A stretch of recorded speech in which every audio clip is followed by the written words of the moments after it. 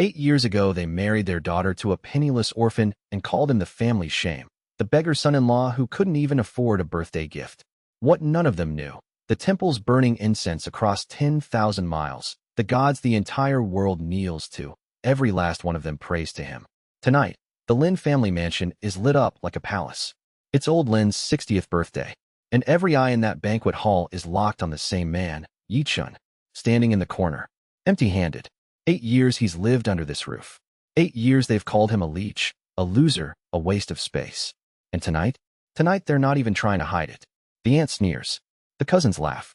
And the man they're all fawning over, young Master Zhao Feng, just slid a diamond watch across the table like it was pocket change. For you, Uncle Lin. Anything for the family. The whole room erupts in applause. Yi-chun, he's got nothing. Nothing but the cheap suit on his back and the woman standing next to him, holding his hand a little too tight. 30,000. That's the number that made the whole room lose its mind. Zhao Feng pops open the velvet box like a magician, and there it is. Diamond watch. Gold chain. The works. The aunt gasps. The cousins lean in. Old Lin picks it up with both hands like it's a holy relic. And Zhao Feng? He milks every second. Lets them admire it. Then, casual, almost bored, he glances over at Yi-chun. The cheap suit. The scuffed shoes. The empty hands. One corner of his mouth twitches up. He doesn't even need to say it. The whole room says it for him. Look at him.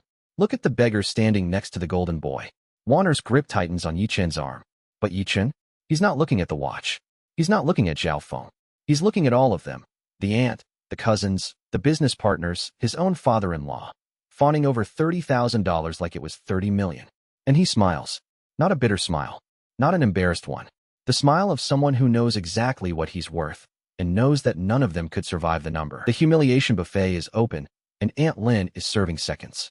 My son-in-law, just made regional director, bought a villa in the Lake District. You know, the one with the private marina? She lets that sink in. Then she turns, slow, deliberate, right at Yi-chun. What does yours do again? Oh right, nothing. The table howls.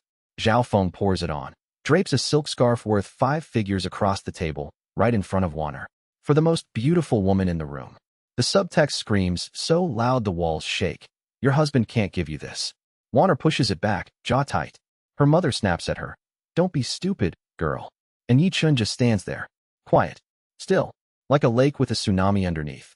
But here's what the whole room missed. His phone just buzzed. One message. 2 words. Your Majesty, we've arrived in the mortal realm. The man they're laughing at? The entire mortal world is about to learn who they just mocked. Inside the banquet hall, the party roars on. Outside, silence. A man in a black suit stands at the corner of the mansion gate. Head bowed. Not like a guest. Like a servant. The kind of servant who commands armies when the master isn't looking. His phone buzzes. He reads the message, and his hands tremble, not from fear. From reverence. Your Majesty, the vanguard has entered the city. 120 assets. All underground networks. Ready. We await your command. 3 words come back. Not yet. The man in black reads those 2 words, and he bows. Deep, reverent, the kind of bow you'd give a god walking among insects. Then he's gone. Like he was never there. Inside, nobody noticed. Nobody ever does. They're too busy laughing at the beggar to see the shadows moving around him. But those shadows? They're patient. They've waited 8 years already. They can wait 8 more minutes. Because when the order comes, and it will, this city will change hands overnight. And the man holding the keys? He's upstairs, getting yelled at by his mother-in-law. Down in the basement, the storage room the Lin family generously calls the couple's quarters, Wanner sits on the edge of the bed. She pulls the silk scarf from her purse. Zhao Feng's gift. She stares at it for a long second, then shoves it into the bottom drawer. You're not what they say. Her voice is quiet. She's been saying it for 8 years. Yi-chun hands her a cup of hot water. Their kettle takes 3 minutes to warm up, and it sounds like a lawnmower. He doesn't respond. Just sits beside her. That's when the door swings open. Aunt Lin, passing by, catches the moment, and she can't resist. Still defending your bum of a husband? Wanner, darling, some women marry up. You marry down. Basement down. She laughs all the way back up the stairs. Wanner's eyes glisten. She blinks it away fast. She's had practice. And Yi-chun watches her wipe her eyes with the sleeve of the only decent shirt he owns. And something shifts behind his expression. Not anger. Something colder. Something that's been building for 8 years, compressed into a single thought. They don't get to do this to her anymore. And then, the phone call that kills the party. Old Lin picks up. His face drains white. The words come out cracked. You're pulling out? But we signed. 15 years. Click. The biggest contract the Lin family had gone. Just like that. The whole hall goes cold. 15 years of business. Millions in revenue. Poof. Old Lin's hands are shaking. The glass in his hand hits the floor. Nobody moves. And who slides in with the rescue? Zhao Feng. Of course. Arm around old Lin's shoulder, voice dripping with fake sympathy. Uncle Lin, don't worry. I'll talk to my father. We'll fix this. His eyes flick to Warner. The price is clear. Everyone sees it. Nobody says it. Old Lin, desperate, grabs his hand like a drowning man. Thank you, Zhao Feng. Thank you. Mother-in-law is already pushing Warner toward him. Go thank him properly. Funny thing about desperation. It makes you grab the wrong hand. Because while the whole family is begging a snake for help, Yichun is typing one message on his phone. Just one. And the man who just hung up on old Lin? He's about to get a call he'll never forget. While Zhao Feng is upstairs playing hero, Yichun steps into the hallway. Just for a second. Just long enough to type 11 words into a phone that looks like it cost 20 bucks. He hits send. Across the city, 20 miles away, in a penthouse restaurant, the CEO of Lin's biggest partner is halfway through his Wagyu steak when his phone explodes. Not one call. Not two. 7. From numbers he's been trained to answer without hesitation. He picks up, listens, and the color drains from his face like someone pulled a plug. The voice on the other end says 3 sentences. That's all. The Lin contract stays. Better terms. Now. No explanation. No negotiation. Just an order, from a level so far above his pay grade that his knees go weak just hearing the tone. He stands up so fast his chair hits the waiter. His wife asks what's wrong. He doesn't answer. He's already dialing old Lin's number, sweating through his shirt, praying he's not too late. 11 words from a phone worth nothing. And the most powerful CEO in the sector just nearly had a heart attack. That's the thing about real power. It doesn't need a diamond watch to prove anything. 10 seconds. That's all it took. Old Lin's phone rings again. Same number. But the voice on the other end? It's shaking. Mr. Lin, I don't know what happened. I'm sorry. The deal is back on. Better terms. Whatever you want. Please. The whole room watches old Lin's face cycle from confusion to disbelief to tears. The contract was dead. And then it wasn't. And nobody could explain why. Zhao Feng stands there, grinning, soaking up the gratitude like he earned it. I told you, uncle. I handled it. The family showers him with praise. Zhao Feng, you saved us. What would we do without you? He eats it up, puffs his chest, slides another look at Warner. I did this for you. Yichun says nothing, doesn't correct them, doesn't need to. He just takes Warner's hand and walks her back to their room, the storage closet they've called home for 8 years. She apologizes. He shakes his head, and for 1 second, just one, the cheap fluorescent light catches his face, and his eyes don't look like a beggar's anymore. 8 years of patience. For you. That was enough. The rest of the world? They're about to find out. 8 years ago, a boy left to die in a back alley. No name, no money, no one. Bleeding out in the rain like stray garbage. And then, a girl. 17 years old. Lin Warner. She'd been passing by with her father, on their way home from a company dinner. She saw the body. She didn't scream, didn't walk away. She pulled off her own coat, pressed it against his wounds, and screamed at her father until he called an ambulance. The hospital said 72 hours critical. She stayed for every single one. No food, no sleep. Just a girl sitting beside a stranger, willing him to live. The doctors gave up twice. She didn't. And when the boy finally opened his eyes, he looked at her, and he saw something no mortal should recognize. A soul made of light. He made a promise, not with words, but with something deeper. A vow carved into his very existence. I'll spend my life repaying this. When the boy opened his eyes, he didn't just see a girl. He saw the only person in 18 years of existence who'd ever looked at him like he mattered. And that broke something in him. Because the boy in that hospital bed, he wasn't just an orphan. He was something the mortal world doesn't even have a word for. A being that 10,000 temples pray to every morning. A god walking among ants. And he chose to stay. For her. Fast forward 8 years. 8 years of carrying groceries. 8 years of garbage duty. 8 years of being the punchline at every family dinner. Useless. Leech. Freeloader. He heard it all. Every day. And he never corrected them. Not once. Because every night, when Warner came home exhausted from work, and he'd already prepared dinner, and she'd smile that tired little smile, that was enough. But here's what nobody in the Lin family understands. The man they call a beggar has already saved their lives more times than they know. They just haven't needed saving badly enough. Until now. Present night. Warner is asleep. And Yichun sits by the window, watching her breathe. 8 years he's played the fool. 8 years he's swallowed every insult, every sneer, every plate of cold food at the kids' table while the real family members laughed. He did it because he owed her his life.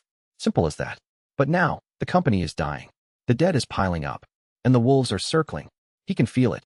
The Lin family is on the edge of a cliff, and the only rope being offered comes from a snake named Zhao Feng, a man who doesn't want to save Warner. He wants to own her. Yi Chen's jaw tightens. Hidden beneath his shirt, pressed against his chest, is a golden talisman, ancient, warm, humming with a power that could level mountains.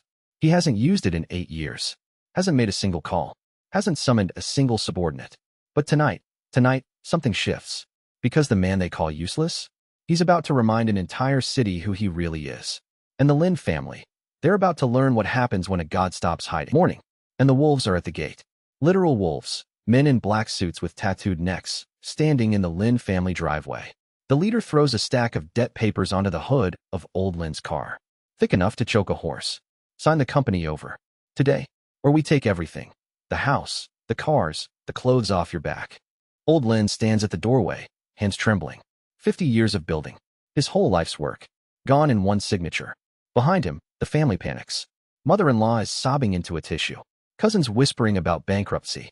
Warner stands frozen, phone in hand, watching her father crumble. And the debt collectors? They're smiling. Because they've done this 100 times. Corner a family. Squeeze them dry. Walk away fat. Old Lin lifts the pen. His hand is shaking so badly the tip leaves ink trails across the paper. He's 1 second away from signing everything away. And standing in the hallway, behind everyone, Yi Chen watches in silence. But look at his eyes. Look closely. Because right now, in this exact moment, the Emperor Sovereign just woke up. And right on cue, the phone rings. Zhao Feng. Voice smooth as poison honey. Uncle Lin, I heard about your situation. Terrible. Simply terrible. But my family can help. We can make all of this disappear. Every debt, every collector, gone by tonight. The whole room goes silent. Old Lin's hand stops mid-signature. Hope floods his eyes. Zhao Feng continues. All I ask is that Warner joins me for dinner tonight. Just dinner. To discuss the arrangement. Nobody says no. Nobody even hesitates. Mother-in-law actually wipes her tears and starts nudging Warner toward the phone. Go, dear. It's just dinner. Just dinner. With a man who's been circling Warner like a shark for 2 years.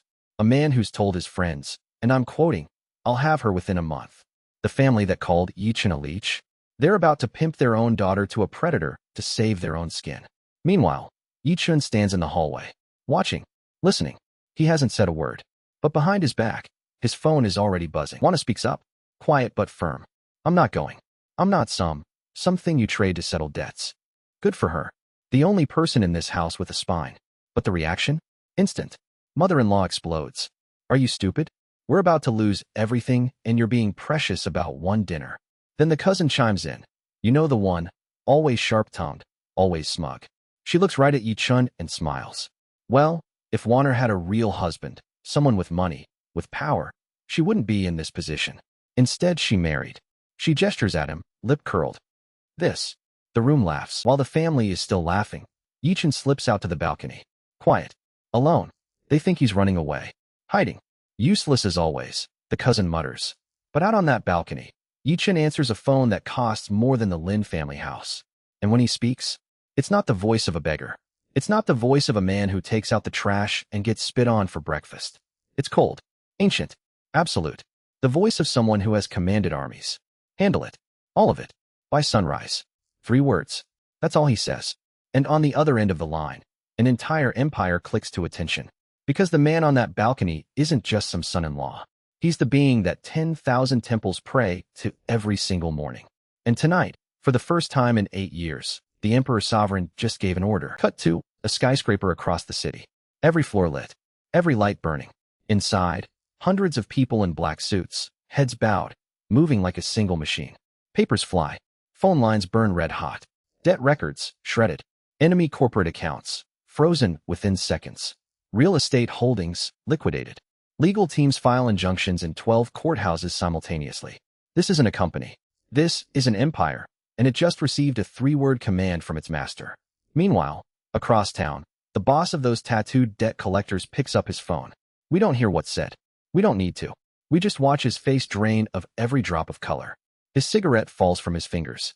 His legs start shaking, because the voice on the other end just told him something that makes his entire criminal empire irrelevant.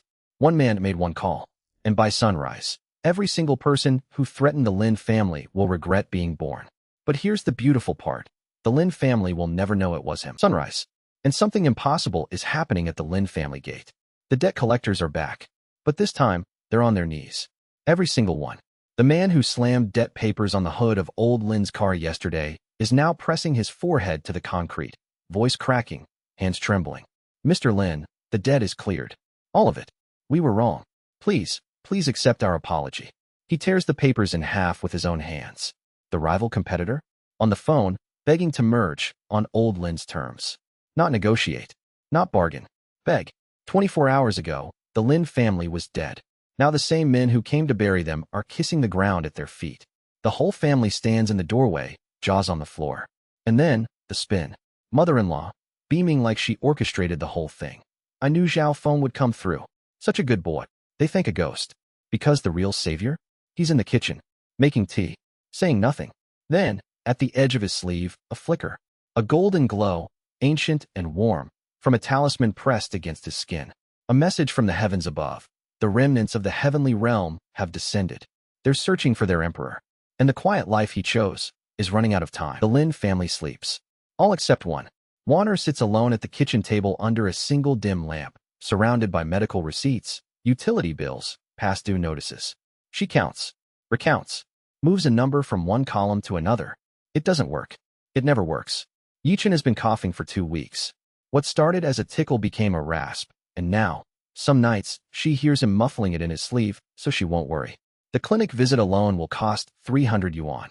They have 200. Her mother-in-law appears in the doorway, sees the spread of papers, and sneers. A cough? Just let him drink hot water. Honestly, you spoil that man. Warner says nothing, gathers the papers quietly, presses her lips into a line that will not break. She's one bad week away from breaking completely. And someone is watching who could fix all of it with a single word. He just hasn't said it yet. Morning. Warner slips out before anyone wakes. She walks 12 blocks, past the bus stop, past the clinic, past the pharmacy she can't afford, to a pawn shop she's never been to and hopes never to see again. From her purse, she pulls a hairpin. Simple. Silver-plated. Not gold, not jade, not anything the world would call precious. But Yichen gave it to her on their wedding day. It was the only thing he could afford. And he looked at her like it was a crown. The pawnbroker examines it for 10 seconds. 50 yuan. She nods. Doesn't negotiate. Doesn't cry. Takes the money, walks straight to the pharmacy, and buys cough syrup, fever reducer, and a thermal pack. The woman married to the being 10,000 temples worship just sold her only treasure for cold medicine. And she did it with a smile. Because that's who she is. And that's why he hides. Yichen is walking back from the market, grocery bags in hand, the errand boy of the Lin family. He passes the pawn shop, glances through the glass, casually, the way you glance at anything. Then he stops. His eyes lock onto something on the counter. A silver hairpin. He knows it. He knows it. He gave it to her. And now it's sitting on a pawn shop counter being tagged for resale. The bags hit the ground. He walks in, buys it back without a word, drops it in his pocket. That night, Warner comes home, hands behind her back, smile dialed up to maximum. Don't worry about the money. I already handled it. Just rest. On the nightstand, cough syrup, fever reducer, a thermal pack. He stares at the bottles.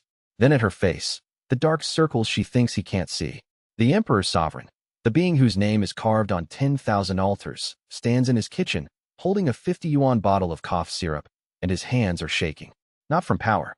From something far more dangerous. Next morning, Warner arrives at work early, head down, focused. But in her inbox, an email from Zhao Feng. Subject line, thinking of you. Body, short, warm, poisoned. Heard you're going through a rough patch. Stop by my office. I have an opportunity that might change everything.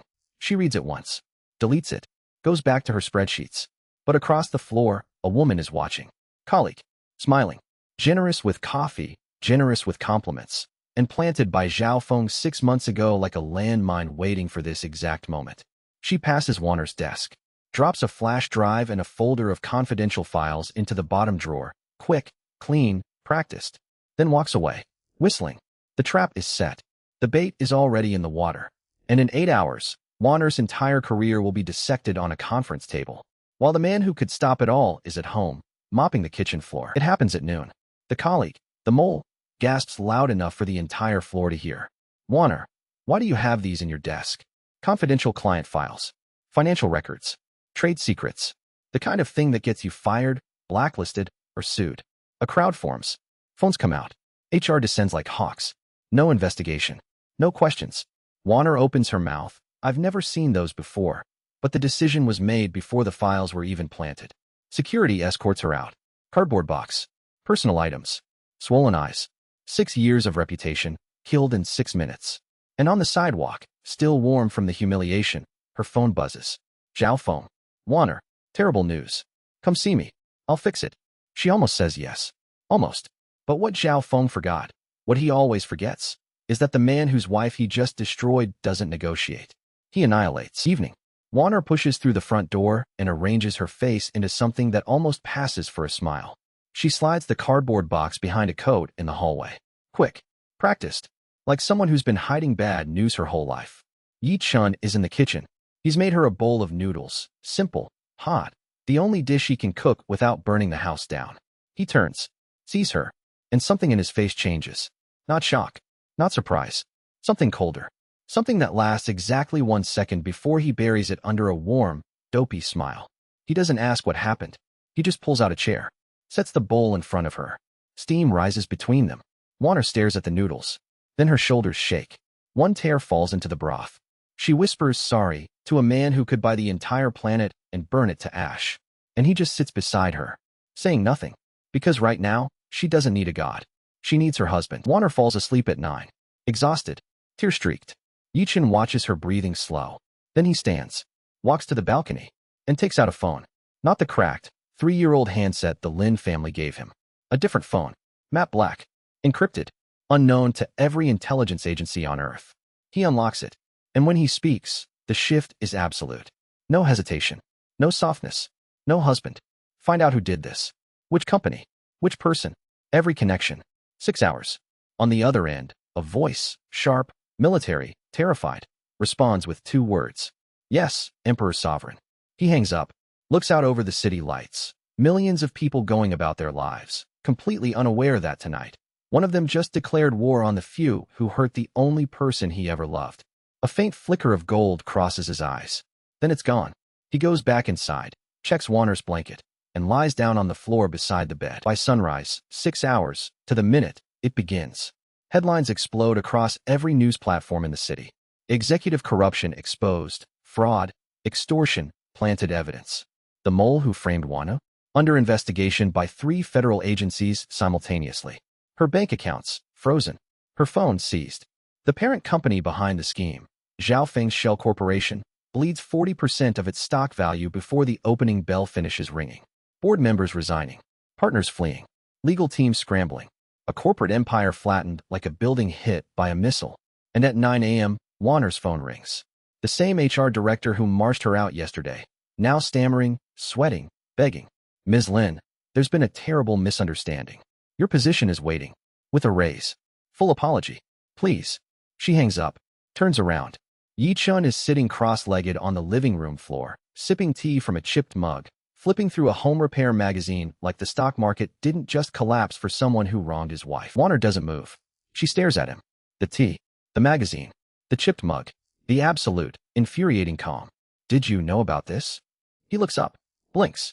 That stupid, sweet, blank expression she's known for 8 years. Know what? But something flickers behind his eyes. Just for a frame. Not stupidity. Not confusion. Something vast. Something ancient. Something measuring exactly how much to show her and deciding. Not yet. She feels it. A chill that starts at the base of her spine and climbs to her skull. Like staring at a campfire and realizing, for one heartbeat, that it's actually the sun. She walks to the bedroom, closes the door, and presses her back against it. Her heart is hammering. 8 years of marriage. And for the first time, the terrifying, electric first time, Lin Warner wonders if the man she married is exactly who he seems. Or something so much bigger that the question itself might be dangerous. Across the city, Zhao Feng stands in the smoking wreckage of his empire. Shattered glass. Ringing phones that no one answers. 40% vaporized overnight. He sweeps everything off his desk in one violent swing. Monitors crack. Who? Who dared? His assistant stands at the door, pale, trembling. We can't trace it, sir. Every lead. Offshore accounts, legal proxies, holding companies, it all dissolves. It's like fighting smoke. Zhao Feng's jaw tightens. Then a thought rises, dark, absurd, impossible. The beggar. He says it aloud. Laughs. The beggar's son-in-law destroyed my company. He laughs harder. But the laugh dies in his throat. Because somewhere in his gut, a survival instinct is screaming, and it won't shut up. He straightens his tie. Fine. The Lin family's invited to the mayor's gala. Every power player in the city. If that fraud is hiding something, I'll rip it into the light in front of everyone. He's walking into a trap he designed himself. And the man he's hunting has been waiting 8 years for exactly this moment. Tonight is the mayor's annual business gala. Crystal chandeliers, champagne towers, every face that matters in this city under one gold-lit roof. But the Lin family doesn't walk through the front door. Side entrance. Staff corridor. Past the kitchen, past the waiters, past the garbage bins. That's the door Zhao Feng picked for them. Old Lin agreed without hesitation. Wanner's mother adjusted her earrings and pretended not to notice. Aunt Lin muttered, loud enough for everyone, that Yi Chun was dragging the family's name through the dirt. Again. But here's the thing nobody in that corridor understands. The man they're ashamed to walk beside, the man in the scuffed shoes and the borrowed coat, is the reason half the people inside that ballroom still have their jobs, their companies, their lives. Yi Chun squeezes Wanner's hand. She looks up. He smiles, quiet, calm, almost amused. Let's go. Tonight, the Emperor's sovereign collects on a debt. And every soul in that building is about to pay. Zhao Feng waits at the ballroom entrance, smiling like a man holding a leash. He doesn't greet the Lins. He greets the tray. Silver, polished, already loaded with champagne flutes. Yi Chun, your job tonight. That's it. No please, no thank you, no eye contact. Yi Chun takes the tray, steps back.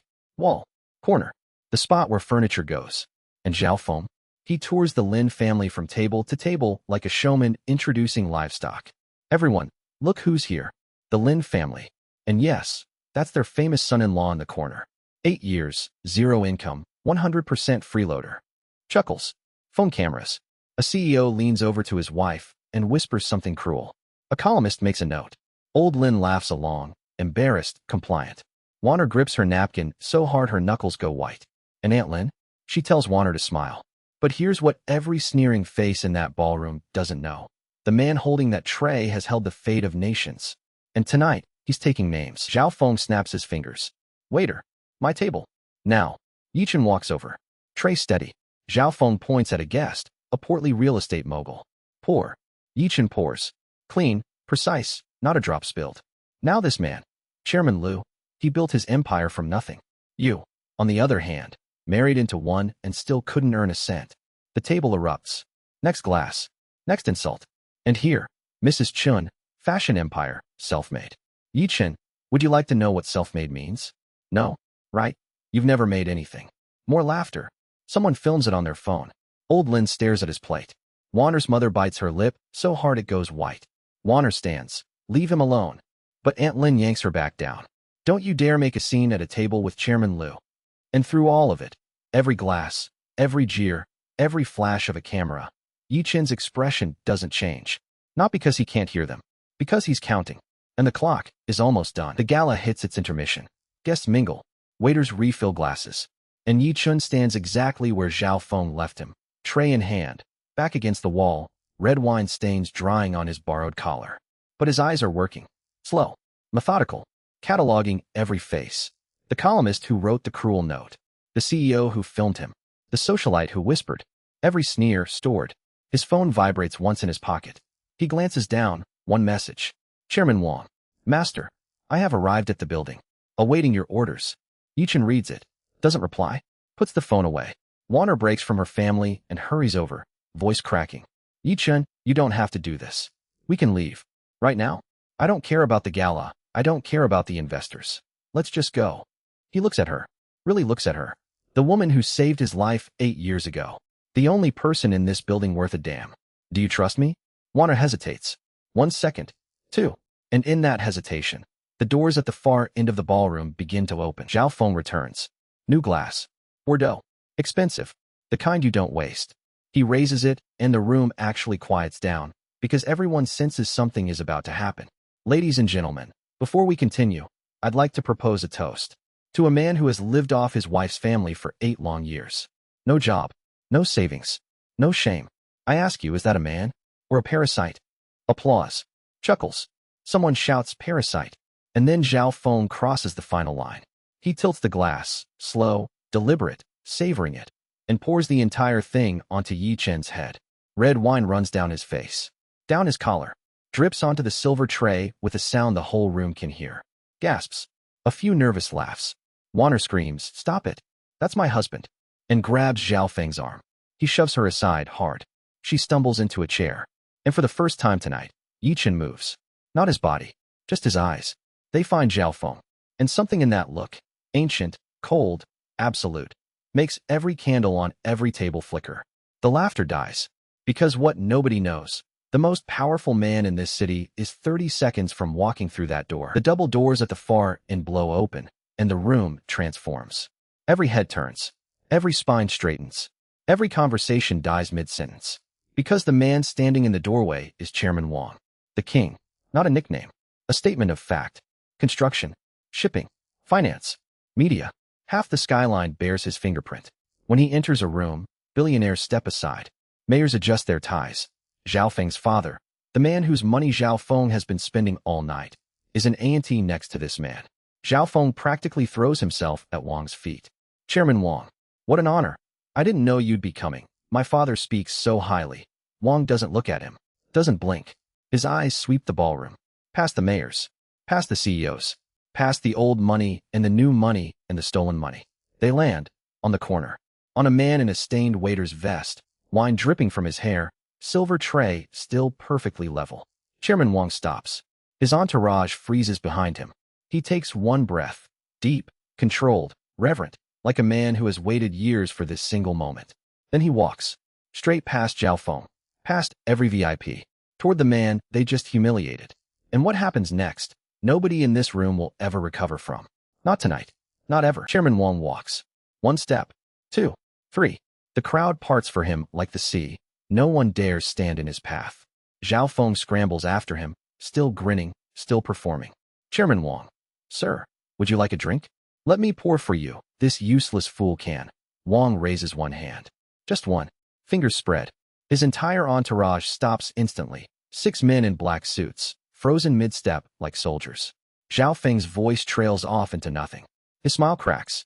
Because something is wrong. Something is very, very wrong. Chairman Wang isn't heading to the VIP table. He isn't heading to the mayor. He isn't heading to anyone who matters in this room. He's heading to the corner. To the waiter. To the man with wine dripping off his face. Warner's mother grabs her sister's arm. What's happening? Why is Chairman Wang going over there? Old Lin squints, confused. Aunt Lin's sneer falters. The columnist lowers her pen. The entire ballroom watches, in growing, creeping horror, as the most powerful man in the city walks straight toward the man they've been humiliating all night. And he doesn't look angry. He looks reverent. Chairman Wang stops. One step from Yi Chen. The entire ballroom holds its breath. You can hear the ice settling in the champagne buckets. Zhao Feng laughs, nervous, high-pitched, and steps forward with his most service industry smile. Chairman Wang. Sir, what do you need? Let me handle this useless. And then the sound that breaks the night. Chairman Wang drops. One knee. His custom Italian suit on the cold marble floor. His head bowed, deep, genuine, trembling. His voice comes out thick, cracked, reverent. The voice of a man speaking to his God. Master, your orders were received. Everything is handled. I am at your service. The glass in Zhao Feng's hand, the new one he just picked up, slips. Shatters on the marble. The sound ricochets through a room so silent you can hear heartbeats stop. Every CEO, every socialite, every power broker who laughed tonight, frozen, staring. The richest man in the city. The man presidents call for favors. On his knees. In front of the beggar son-in-law they poured wine on 60 seconds ago. Yi Chen sets the tray down. Calm. Slow. Like a man who has knelt before emperors and made them stand. Stand up. 2 words. Quiet. Absolute. And Chairman Wang. The Chairman Wang. Rises like he's just been blessed by heaven itself. Yi Chen pulls off the waiter's vest. Folds it. Places it on the silver tray. Gently. Like laying down a mask he never needed. Then he turns to Warner. Takes her hand. She's trembling. Not with fear, but with something she can't name yet. And they walk. Not fast. Not slow. The crowd parts. Nobody breathes. Zhao Feng stands frozen, face the color of chalk, glass shards at his feet. Old Lin's mouth opens and closes. No words come out. The aunt who told Warner to smile grabs her own face, eyes wide with dawning, sickening realization. As Yi Chen passes, Chairman Wang bows again. Master. Not a request. A fact. The doorman opens the main entrance, the front entrance, the one the Lin family wasn't allowed to use, and the city night pours in. Gold streetlights. Warm air. The hum of a world that has been waiting for its master to stop pretending. Lin Warner looks up at her husband. At the man she thought she knew. At the stranger beside her who commands tycoons in silence, and the weather inside a room. 8 years she lived with him. 8 years she never saw this. And somewhere across the city, in a penthouse neither of them has ever visited, a phone rings. And the voice on the other end says, he's revealed himself. Prepare. By sunrise, the story had spread across every banquet hall and boardroom in the city. Chairman Wang. The Wang who built half the skyline. The Wang whose handshake could make or break a company. Knelt before a man in a wrinkled suit. The son-in-law the Lin family treated like a foot wipe. Phone lines exploded. Whispers became shouts. Everyone who had ever mocked Yi Chen suddenly felt a very cold chill crawling up their spine. And in the Lin family mansion, the relatives who once fought over who got to insult him first, they hadn't slept all night. Not because they felt guilty, because they were terrified. And terrified people do the ugliest things when someone they hurt turns out to hold all the cards. Oh, the transformation was beautiful. The same mother-in-law who threw his clothes into the rain, now she calls him Chinner, like he's her own flesh and blood. She poured his tea with 2 hands, like he was an emperor. The cousin who once tripped him at a family dinner, brother-in-law, I always believed in you. She actually said that, with a straight face. Yi Chen sat there, sipping tea, watching the circus. He didn't gloat. He didn't sneer. He just observed, like a man watching insects scramble when you lift the stone. Because the funniest part? They're not doing this out of love. They're doing it out of pure, distilled fear. And the man whose tea they're pouring? 10,000 temples across the country pray to his name. For 10 minutes, the Lin family performed their little play. Compliments. Smiles. Second helpings. And then, Yi Chen set his teacup down. Just a small clink on the saucer. The room went dead silent. He smiled. Not a warm smile. Not a grateful smile. The kind of smile that makes your stomach drop because you realize the person across from you isn't who you thought. Not even close. He looked at each of them, one by one. The mother-in-law's hands froze mid-pour. The cousin's grin died on her lips. Old Lin swallowed hard. No one spoke. No one dared speak. Because in that smile was a question none of them wanted answered. What else is hiding behind this beggar's face? Later that evening, Lin Warner found him standing alone in the garden. She didn't pour tea. She didn't flatter. She just stood beside him, quiet. The same way she stood beside him 8 years ago, when she pulled a bleeding boy out of a gutter and said, "You can stay." She was the only one in that family who never looked at him with disgust. And the only one who didn't look at him with fear now. Just concern. Real, honest concern. Yi Chen looked at her, and for 1 second, just one, the golden light in his eyes flickered soft. She was the reason he wore this mask. The reason he endured 8 years of garbage. She was the reason he couldn't just burn the whole family down. But someone else. Someone who dared threaten her. Across the city, Zhao Feng was falling apart. His million-yuan contracts? Burned. His powerful friends? Suddenly not answering his calls. Even Chairman Wang, his last backer, the man he thought was untouchable, was kneeling before the beggar he'd tried to destroy. Zhao Feng sat in his penthouse, nursing a glass of whiskey and a broken ego. But rich men don't stay broken for long. They get desperate. He pulled a black card, made a call to a number that shouldn't exist, and wired every last cent he had left. The target? A man whispered about in the deepest corners of the underground. A hidden cultivator who hadn't set foot in the mortal world for decades. Zhao Feng thought he was buying a weapon. He had no idea he was about to hand a loaded gun to his own executioner. He arrived like a storm walking on 2 legs. No name. No introduction. Just a man in dark robes, and the air around him turned heavy, like gravity itself had doubled. Office lamps flickered. Windows rattled. Lin Warner stumbled back, clutching her chest. Employees collapsed at their desks, gasping. Behind him, Zhao Feng strutted in, arms folded, drunk on his own genius. This, he announced to the terrified room, is what real power looks like. The cultivator scanned the floor, sniffing the air like a wolf tracking prey. His eyes locked on the elevator. Upper floor. The beggar was waiting. The cultivator cracked his neck, took 1 step forward. And what happened next? Zhao Feng would replay in his nightmares for the rest of his short, miserable life. The cultivator stepped into the office. Yi Chen was sitting behind the desk, calm, relaxed, like a man waiting for his coffee. The cultivator pushed his senses outward, a probing wave of spiritual energy, slamming into Yi Chun like a hammer. 1 second, 2, 3. Then, something broke inside the cultivator's mind. His face went paper white. Sweat exploded across his forehead, soaking his collar in an instant. His hands that had shattered granite, hands that had killed men twice his size, would not stop shaking. Because the energy sitting behind that desk, it had no bottom, no ceiling, no edge. It was like staring into a sky that never ended. The cultivator's knees buckled. His lips moved, and what came out wasn't a threat. It was a prayer. That aura. Only the Emperor's sovereign. He bit his tongue. Blood leaked from his mouth, but the words were already out. Zhao Feng heard it. Every word. And for the first time in his spoiled, arrogant life, he felt something he couldn't buy his way out of. Genuine panic. He grabbed the cultivator's collar. What did you just say? Emperor what? The cultivator slapped his hands away, not with anger, but with the frantic strength of a man trying to escape a burning building. Get away from me, you fool. The cultivator hissed. You brought me here to fight that. Zhao Feng stumbled backward. His mouth opened and closed. No sound came out. The name echoed in his skull, Emperor Sovereign. The god his own mother used to burn incense to. The deity whose shrine sat in the richest temple in the province. And he had just sent a hitman to that god's front door. What do you do when you realize you've been punching the sky? Yichen didn't blink. He raised one hand, slowly, like a man waving away a fly, and golden light erupted from his palm. Not a flash, not a beam.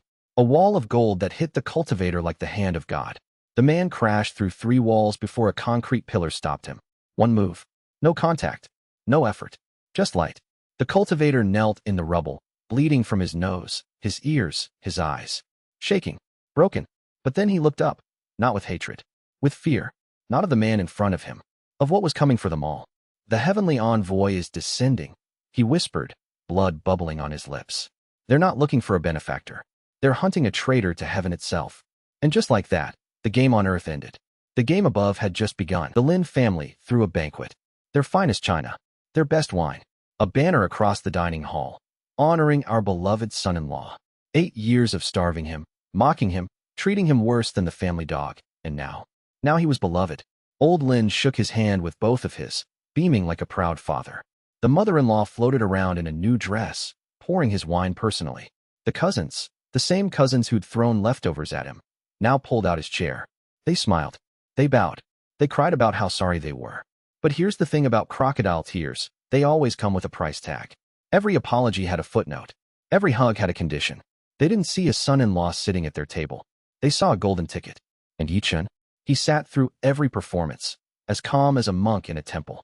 Watching, listening, letting them show him exactly who they really were. One by one, they lined up to apologize. The eldest cousin went first. I'm so sorry I called you garbage for 8 years. By the way, my company just went under. Could you maybe introduce me to Chairman Wang? Then the second cousin. I regret every word I said. You wouldn't happen to have a position open at one of your companies. Even the aunt chimed in. We were terrible to you.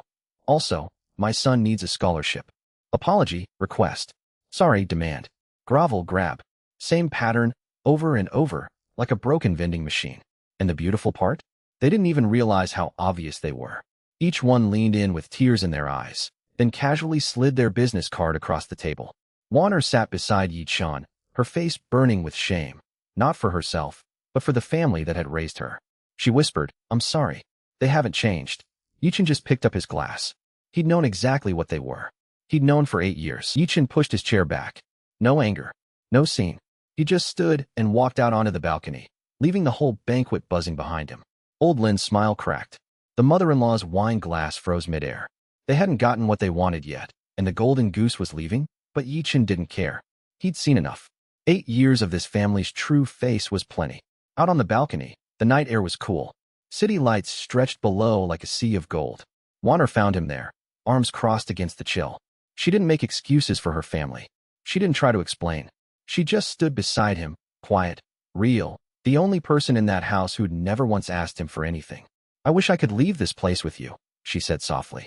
And for one fleeting moment, the Emperor Sovereign of the heavenly realm, the man 10,000 temples prayed to, smiled like an ordinary husband. But ordinary?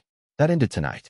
Because across the city, a cornered rat was making one last, desperate move. Across the city, Zhao Feng sat alone in an empty office. His desk, the massive mahogany desk he'd inherited, was being repossessed in the morning. His bank accounts, frozen. His father's empire, dismantled. His so-called friends? Every single one had blocked his number. He swept the remaining paperwork off his desk in a violent crash. Vases shattered. His phone buzzed, another rejection. Another door slammed shut. The golden boy of the Zhao family had become nothing, and he knew exactly whose hand had pushed him off the cliff. That beggar. That leech. The man he'd spit on for years had taken everything from him without raising a single finger. Zhao Feng's hands curled into fists so tight his knuckles went white. If he was going down, he was dragging someone with him. And then it hit him, the one thing Yichen cared about. The one card left to play. Warner. It happened at a red light. Middle of the afternoon. Busy intersection. Warner's car had barely stopped when 3 black vans swerved in, boxing her vehicle from every side. Doors flew open. Men in masks, a dozen of them, yanked her driver out and dragged her into the van before anyone on the sidewalk could even pull out their phone. She screamed. She kicked. But her wrists were zip-tied behind her back in seconds, a blindfold yanked over her eyes. The whole thing took less than 40 seconds. Military precision. These weren't street thugs. Zhao Feng had spent his last dime on professional mercenary contractors, the kind who operated in countries without extradition treaties. The van peeled away, vanishing into traffic. Gone. Clean. Brutal. And sitting in the back of that van, blindfolded and shaking, Warner thought the same thing anyone would. No one's coming. She was wrong. Because the man she married, the one she thought was just a kind, ordinary husband, he wasn't ordinary. He never was. His phone buzzed. Unknown number. A video. Warner, hands bound, blindfold removed, tears streaming down her face. And behind her, grinning like a madman, Zhao Feng. Come alone, beggar. The old shipyard. 1 hour. No cops, no backup, no tricks, or your pretty wife disappears forever. And I mean forever. The video ended. For a full 10 seconds, Yichen didn't move, didn't blink. The phone screen cracked slightly under his grip. Then, something changed. His eyes. They shifted. Not red, not white, gold. A low, warm, terrifying gold, the kind of light that hadn't existed on this earth in 8 long years. The air around him shimmered. The balcony flowers nearest to him suddenly bloomed, petals unfurling in overdrive, as if nature itself recognized its master and was trying to please him. 8 years of patience. 8 years of playing human. 8 years of holding back. All of it, every single second, was about to end. Because Zhao Feng hadn't just taken a woman. He'd taken the one person the Emperor Sovereign had chosen to protect. And the last person who threatened someone under his protection? They didn't have a grave. They had an omission in history. The old shipyard. Rust and broken concrete. 50 men stood in formation behind Zhao Feng. Hardened mercenaries. Armed. Armored. The kind of private security that cost a fortune per hour. And kneeling beside Zhao Feng, hands bound to a rusted pole, Warner. Her dress was torn. Her cheek was bruised.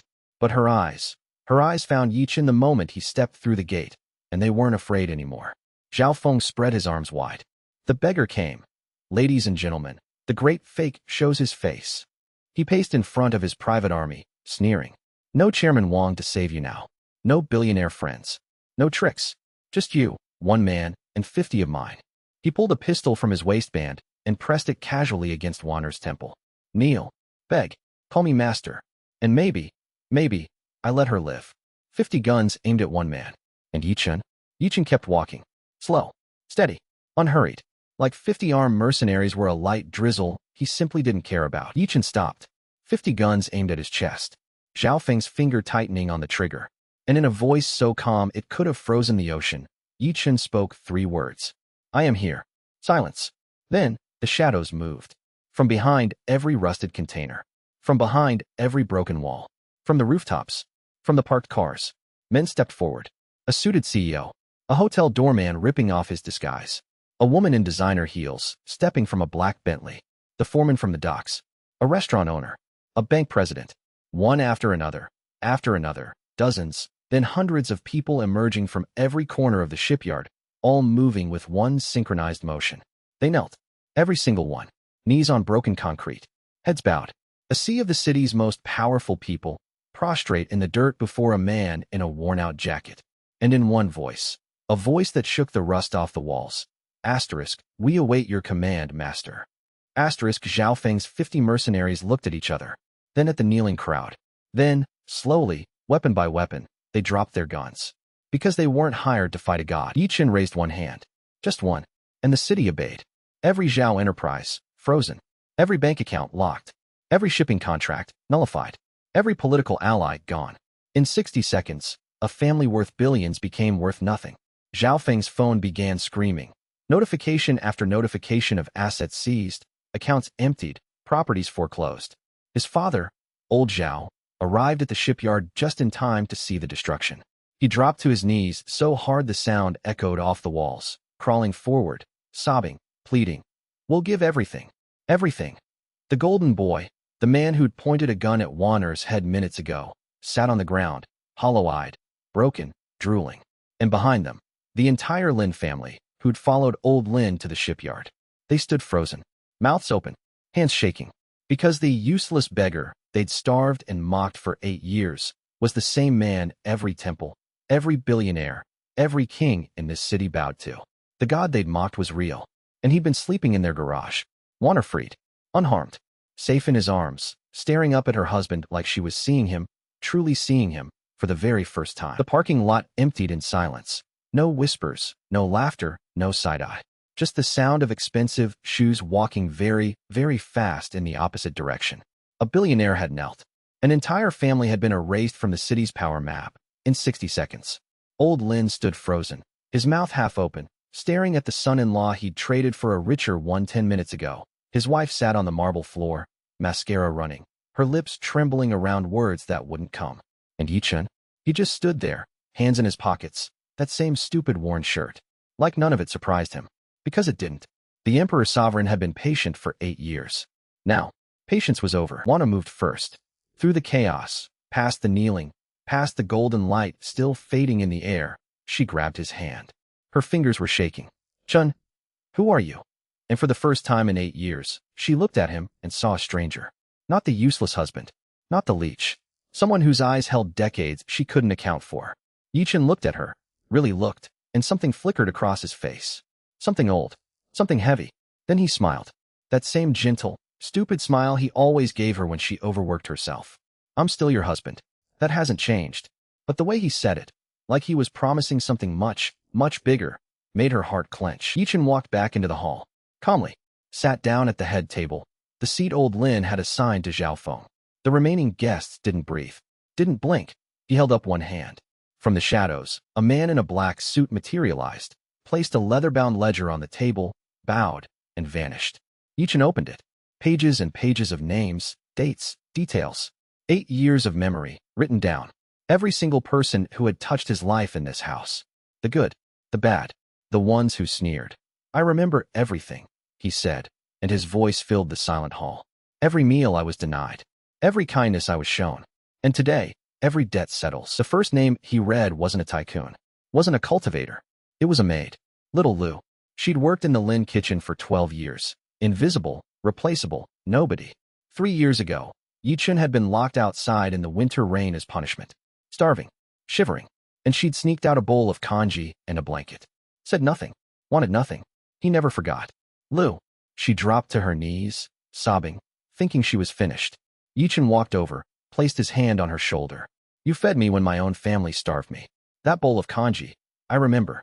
His subordinate stepped forward, a bank account, a house deed, a lifetime pension. The entire hall sat in stunned silence.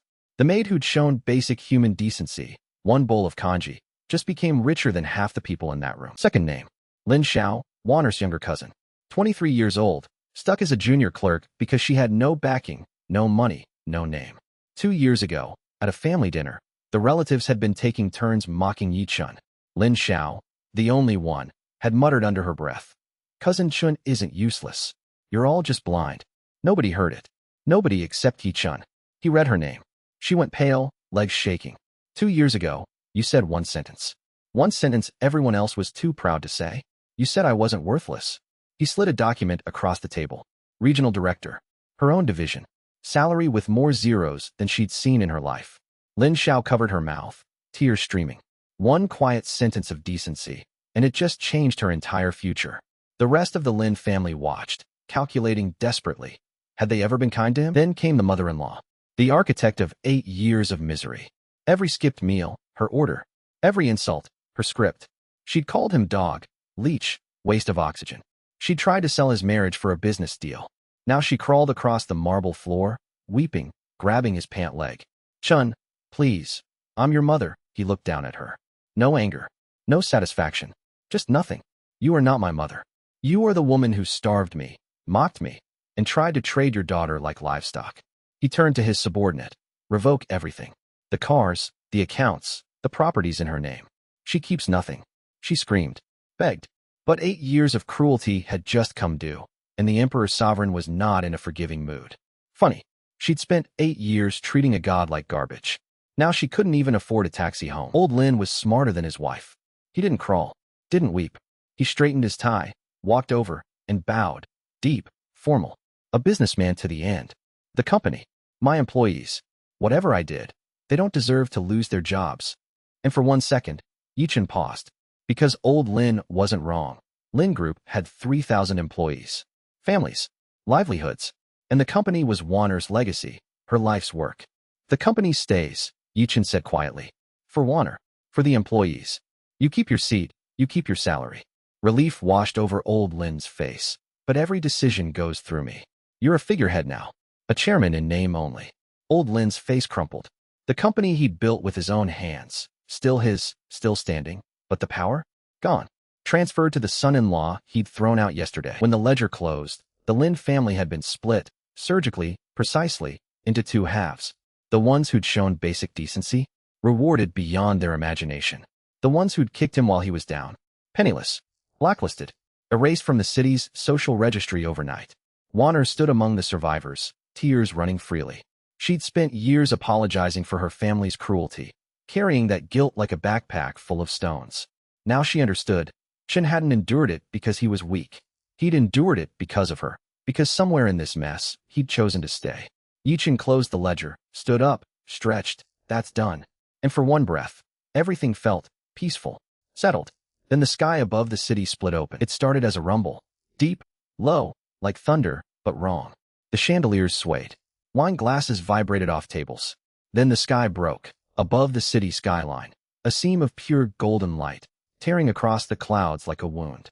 People fell to their knees in the streets. Car alarms screamed. Glass shattered in every building for 6 blocks. And from that wound in heaven, a figure descended, robed in light, radiating pressure so heavy the pavement cracked beneath his feet. The heavenly envoy. His voice hit like a physical wall, shaking every window, every bone, every soul for miles. Yichen, the traitor who abandoned heaven, who hid among mortals like a coward. The celebration was over. 8 years of hiding, of enduring, of pretending, all of it, over. Heaven had finally found its lost emperor. The envoy's pressure flattened the mood like a nuclear weight. The Lin family, who'd just witnessed Yichen dismantle an empire, now cowered behind furniture, clutching each other. The mother-in-law screamed. Old Lin's legs gave out. These were people who thought Zhao Feng was powerful. Now they were feeling the weight of a being who could crush Zhao Feng without noticing. Warner tried to stand, tried to reach Yichen, but her knees buckled. The air itself was too heavy. Then shadows moved.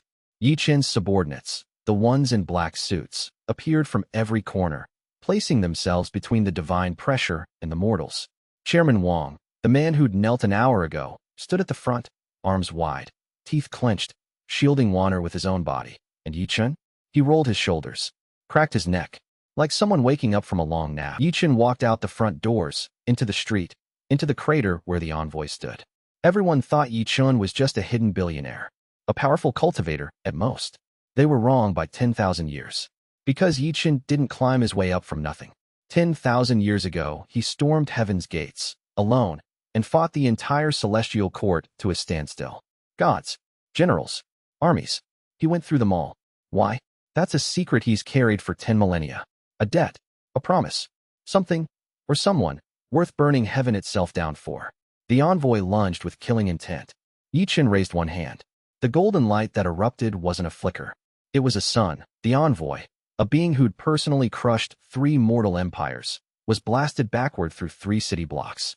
One casual wave. The man they called useless for 8 years just bitch-slapped a celestial messenger out of the sky. The envoy rose. Slowly. Broken. Golden blood, the blood of gods, dripped from his mouth, his nose, his ears. His robes were shredded. His divine aura flickered like a dying bulb. He stared at Yi Chun, and for the first time in 10,000 years, a heavenly envoy felt fear. Real, primal, bone-deep fear. The Emperor's sovereign has truly returned. He stepped backward, toward the crack in the sky. The others will come, and they will collect the debt from 10,000 years ago. He vanished. The sky sealed shut, and silence, absolute, crushing silence, fell over the entire city. Cars stopped. People stared. A god had just gotten beaten up in a residential neighborhood by a guy in a worn shirt. Yi Chun stood in the center of the crater. The golden light was fading. His worn shirt was torn at the shoulder. And somehow, despite everything, despite the god he'd just launched through a city block, he looked tired, not physically. Something deeper. Wanner walked to him. Her heels cracked on broken pavement. She stopped, looked up at him. Chun, what did he mean? 10,000 years. What debt? And Yi Chun looked back at her. At this woman, kind, stubborn, impossible, who'd saved him in the rain 8 years ago without knowing why. His eyes held something older than the city, older than the dynasty. A secret that could shatter everything between them. A truth about why he'd chosen to hide. About who she really was. You'll know everything, he said softly. Soon. But today, just know that I will always protect you. The camera pulls back. The crater. The broken skyline. The silent city. Yi Chun and Wanner. Two small figures standing at the center of everything. Then, black screen. The beggar they starved. The god they mocked. He just punched heaven's messenger out of the sky and told him to come back with an army. Now the celestial court is waking up. The old debts are stirring. And his wife, the woman he crossed 10,000 years to find, still doesn't know who he really is. Yet, part 2 is coming. And when the full truth comes out, when the Emperor Sovereign stops hiding and everything hits the fan, heaven itself won't be enough to stop him. Subscribe. You don't want to miss what happens next.